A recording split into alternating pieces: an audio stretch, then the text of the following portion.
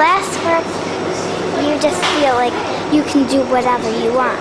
Like if you're doing one thing, you can turn it into a whole other thing. Like if I'm doing a flower, I can change it to a cup instantly. You can pretty much do anything in glass. But hot glass is something unique. And so to me, an object made by hot processes, like glass blowing, has to do something different, something glassy, than a very similar shaped object, say made in metal.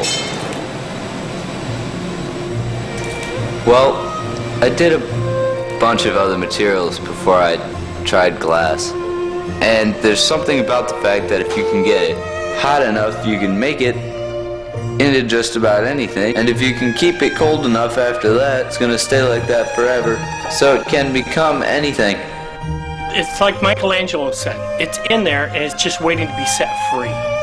It's magical, it's invisible, it's liquid, it's plastic, it's solid, it's crisp and geometric, it's organic and curvilinear, it's fluid, it's brittle, it's strong, it's delicate, it's all those different things, partly depending on what temperature it's at, of course, but it can blow up 10 minutes after having made it, or it can be the most archival of artistic substances. We've got pieces from 4,000 years ago that were made in the days of the pharaohs that are still brilliantly colored, which are made of glass. It's the material that lasts the longest of an artistic medium. I mean, the translucency of glass, I mean, it's fascinating the way it plays with light and the way you can shape it. The molten material, I mean, it gives you so many opportunities.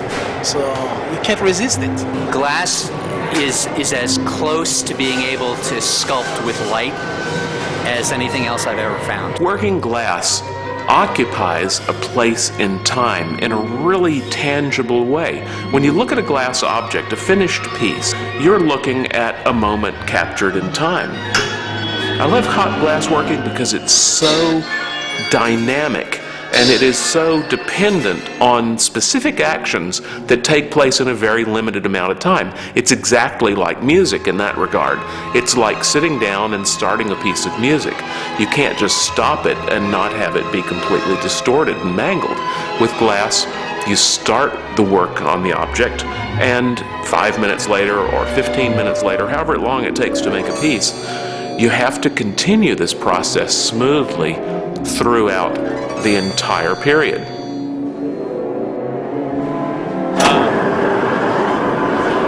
beauty of it, you know, it's a pretty sexy material. Okay. Definitely a hot date. Oh, I love it. Oh, I've been madly in love with glass since I was 11 years old. I'm 56 now. I couldn't possibly tell you exactly why glass, but let me tell you that it is magical in a way that no other material is.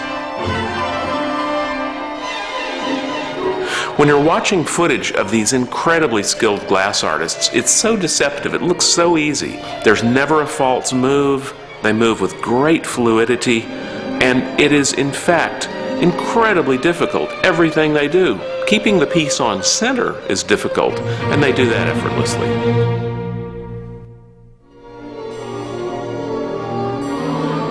Pino seems to have the sensibilities of a Renaissance sculptor. He really has studied anatomy, that is human anatomy, animal anatomy, botany.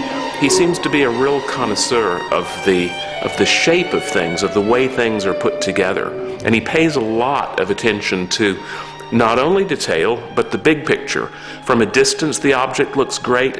When you get up really close to it, it looks great.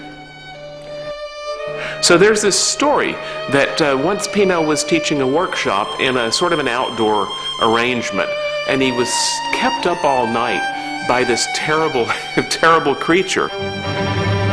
So the next morning, Pino was trying to explain to people what this thing was. He speaks Italian, he doesn't speak any English. And so he wound up going to the furnace and sculpting this object, this thing, and it turned out that a raccoon had been harassing him all night. And the only way he could tell the people that it was a raccoon was by creating one out of glass.